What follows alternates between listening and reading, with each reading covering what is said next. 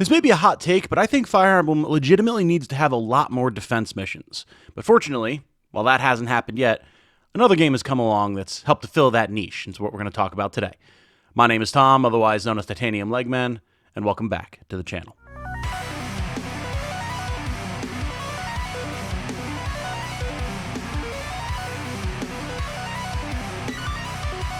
Hello everyone, if you enjoy what I do, my coverage of turn-based strategy RPGs, regular RPGs, or you just really enjoy the Saturday Strategy Spotlight, a like on this video and a subscription to the channel would be very much appreciated. Thank you so much. So what is this week's featured game? Well, you should already know from the thumbnail and the gameplay on screen, but today, on the Saturday Strategy Spotlight, we are covering The Last Spell. If you have not played The Last Spell, you are depriving yourself. This one came flying onto my radar courtesy of the recommendation of a friend, and I immediately fell in love with it. We have nuclear apocalypse, fantasy zombies, endless defense missions, customizable, upgradable, levelable characters, and one of the most rockin' soundtracks I have ever heard in a video game, courtesy of the man himself, the algorithm. No, not the YouTube algorithm, literally the algorithm. That's his name. Go check out his channel. He's got great stuff. The Last Spell asks the question, what if you were in the apocalypse? What if you were the commander at the end of the world when, in this fantasy landscape, wizards had successfully devised spells so powerful that they had essentially nuked 90% of humanity off of the map, and you were trying to rally the survivors, keep them alive through each night as the ever-increasing hordes of definitely not ghouls from Fallout, definitely not at all, encroach on your encampment and try to destroy the seal at the center, where the last few remaining mages are trying to cast the last spell and wipe all magic from the world. It's a very interesting and compelling concept. I love post-apocalyptic fiction, especially sci-fi stuff. Fallout is my jam. And taking that idea and transferring it into a fantasy setting rather than like a future sci-fi apocalypse setting, super awesome, right up my alley. Then having the whole idea being we need to hold out long enough for the scientists, or the mages in this case, to figure out a way to undo the damage that we did and save the world, because there's just far too many horrifying magic zombies out there for us to actually try and deal with. Super, super interesting. Then when you actually get to the mechanics, where you have so many different ways of performing combat against so many different types of enemies. We've got bosses, got different constructible defenses. There's a special package here that you all need to check out if you haven't already. And then, of course, there's that OST. If I had to define The Last Spell, it would be a Darkest Dungeon Fire Emblem Tower Defense roguelite. And a lot of those words might turn you off, but a lot of them might also be very much of interest to you, depending on what your personal tastes are. So I highly recommend that you take a look at it for yourself before you potentially discard it, because there's a lot of fun stuff going on here. I know people aren't always a fan of roguelites, but the way that Last Spell does it is very compelling to me, because the whole idea of like defense missions, you're not going to survive every one. So being able to still get rewards and get upgrades and get stronger, even if you lose any given mission, that's very compelling to me. And yes, that's like the way roguelite things work, but it just feels better in the context of we tried to hold the line as long as we can and failed. That's what defense missions are like, right? I didn't just, I lost a run because I died on floor 37 of this dungeon. Now I got to start over. Maybe it's just a me thing, but it makes it way more compelling. So, how does it work? You start off in your production phase, your defense phase, during the daytime, where you have your town and you need to start building it up and figuring out how you're going to efficiently defend against the next night's wave of enemies. You have a lot of different avenues to explore as you do so. You can put money into hiring more or better troops. You can upgrade the shops. You can find better gear. You can put a lot of time into building up ballistas and walls and traps and other defensive things like that. There's a number of different ways that you can go about things here, as well as just building up your economy for future nights. My preferred method of progress is all of the ballistas that I can possibly spend resources to produce, and then buying and upgrading as many troops as possible to fill out my roster. You can get up to a team of 6 as you get upgraded over the course of the run, starting with 3, and having more bodies to plug the wall and throw into the mass is vitally important. I cannot overstate how easily you can get overrun in later nights just by not having enough people with swords in their hands to hold the line. It gets so intense, especially when you start getting attacked from multiple angles. In later nights, upgrading the shop so you can find rarer gear is a must. You are extremely gear dependent in this game. The levels of your characters are very important and what perks you take for them. Absolutely, we'll talk about that in a minute. but itemization and gear is huge, and it's one of the most compelling aspects of the game for me because it's how you change your loadouts on your characters. Every different weapon type has a completely different fighting style with completely different attacks that you can use. Flintlock pistols, hand crossbows, full-sized crossbows, short bows, long bows, swords, knives, battle axes, lances, warhammers, individual like single hand hammers. There's a ton of different weapons in the game. That's before we even get into magic, where you've got staves, orbs, tomes, wands, etc., etc. There is so many different ways to build a character in Last Spell that it just never gets boring. There's always fun, different things to try, and they all function completely differently. Like, it's such an annoying thing to me when a game is like, we have so many different fighting styles, but it's like, well, this sword and this knife have slashing attacks and a stab attack, and you can do some sort of finisher, and that's it. Not how it works here. You're not going to see like any overlap between abilities with these different weapons, and it's going to drastically change the way that you play and build any given character that you get. Speaking of characters, we have to talk about leveling and the RPG systems in the game. As you level up, you'll get a variety of different perks that you can choose from. Of course, you can only choose one from each level, basically. You can always stack up, like, if you want multiple level 1 skills, and you can forego level 2 skills, things like that, of course. But it's important to keep in mind that your choices are going to be limited.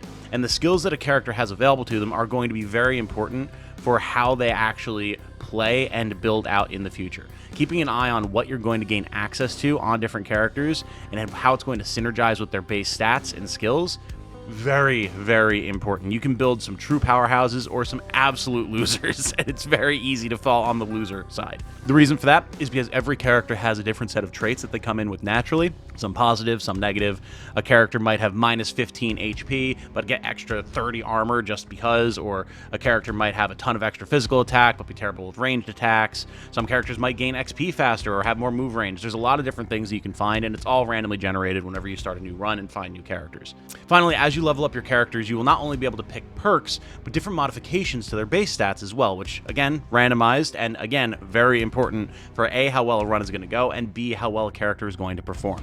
If you're on a mage, you want to look for mana regen, day over day, max mana, magic damage, potentially some range, or even some different modifications to the way certain spells work, like being able to have your poison effects be more powerful and efficient, or your spells that chain to multiple enemies, chain to more enemies, different things like that. It's all available in the stats that you'll find, and being able to know when to re-roll those stats to find better options to try and build the strongest character that you can is absolutely critical to having a character, again, not be a complete loser.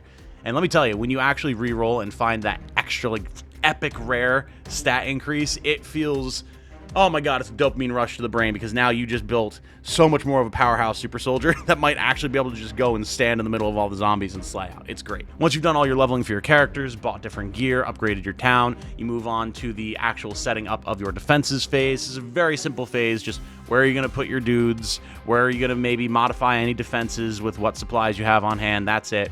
And then you get into combat. Once combat starts, you're on a turn-based progression of the night, perhaps unsurprisingly, where every turn more zombies will pour in from whatever directions the game was indicating they would start coming from. At the beginning of each turn, the wave will push forward. If there's anything in range that the zombies can attack, they will. You'll start off with like basic clawer zombies that just melee attack things, some that are slightly armored. Then eventually you'll find zombies with big longbows, or things that'll huck rocks at you, or explode, or are extremely hard to hit, or move extremely fast, or can fly.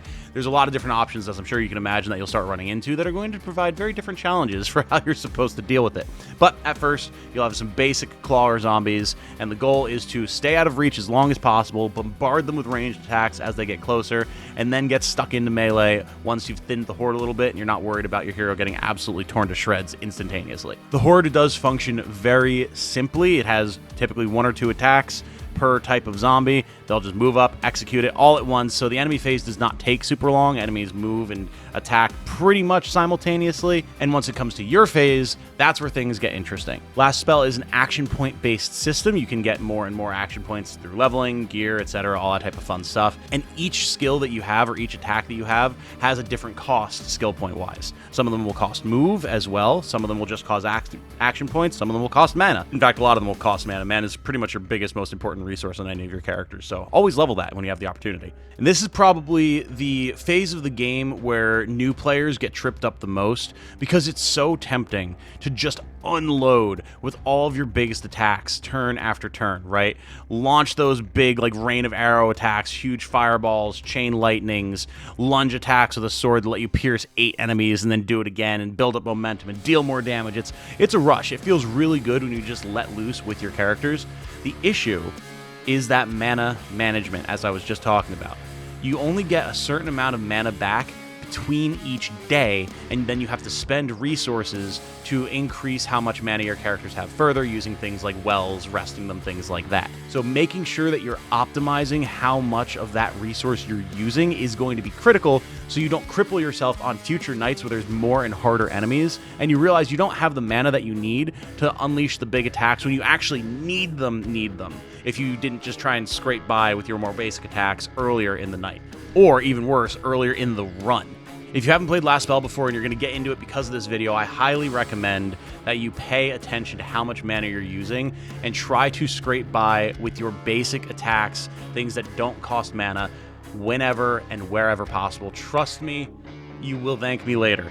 So what happens at the end of the run? Well, one of two things. Either you win and the wizards cast their spell and you have, congratulations, successfully cleared the given map, or 2, you die. All of your characters die, the zombies get to the wizards in the middle, deal enough damage to them to destroy them, whatever. Either way, a run ends. Once that happens, you'll be given the opportunity to get some upgrades with one of 2 goddesses, or possibly both of them, the light and the dark. They have different aspects to their upgrades. This is where your meta progression comes in.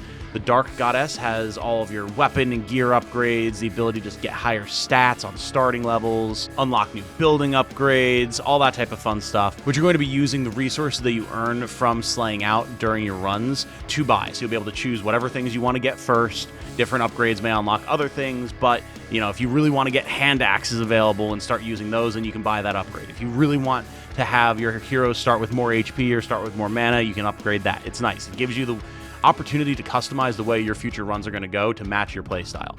The Light Goddess, on the other hand, is going to have more achievement-based things like survive X amount of nights on this map, or deal X amount of damage to zombies with this type of ability, or what have you, and typically is going to get you bigger impact, more long-term things. New types of armor, different upgrades for the base, that type of thing. Not going to be something that you achieve as often, but when you do, it should make a big difference for you as you move forward.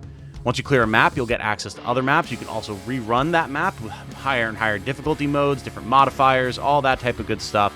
And eventually, you try and push on all the way and complete the last spell and beat the game. I have not yet done that for myself. I haven't played as much of the game as I would have liked just due to time constraints, but I played it a lot during the early access period. It is fully out now, and I highly recommend going and checking it out when and where possible. They even just put out a new DLC, which includes dwarves, which I haven't checked out, but looks awesome. So highly recommend that you do that as well. I will have links to the game in the description of this video. Overall, Last Spell is just a phenomenal turn-based strategy RPG, roguelite elements, phenomenal music, awesome art direction, tons of customizability and replayability. If you're looking for something that you can sink your teeth into, maybe between releases of Fire Emblem or while you're waiting to see if Final Fantasy Tactics Remastered finally comes out or something along those lines, and you just want something that you can play as much as possible, you're not worried about getting to the end of a campaign anytime soon, and have endless strategic possibilities, check out The Last Spell. It's not super expensive, it has so much value packed into it, and it's a great experience overall. There's really nothing like it on the market that I have seen. It fits its own little niche, and it is just perfect. With that said, though, I'm going to wrap this one up here. This has been the Saturday Strategy Spotlight. My name is Tom, otherwise known as Titanium Legman. Thank you to all of the channel supporters that you can see over here on the right-hand side of the screen, both YouTube members and patrons. You guys are such a crucial part of keeping this channel going as we go through the highs and lows of ad rev on YouTube. It's very nice to have that consistent support there, so thank you all so much, and hope that you look forward to more episodes of the Saturday Strategy Spotlight going forward. Y'all have been putting some great recommendations in the comments of these videos. Please continue to do so, as I'll surely need a pool of interesting things to draw on once my own experience runs dry as we go through more of these episodes. With all of that said, though, I hope you all have a good night. Stay safe and healthy out there, and remember, be good to each other. Bye now.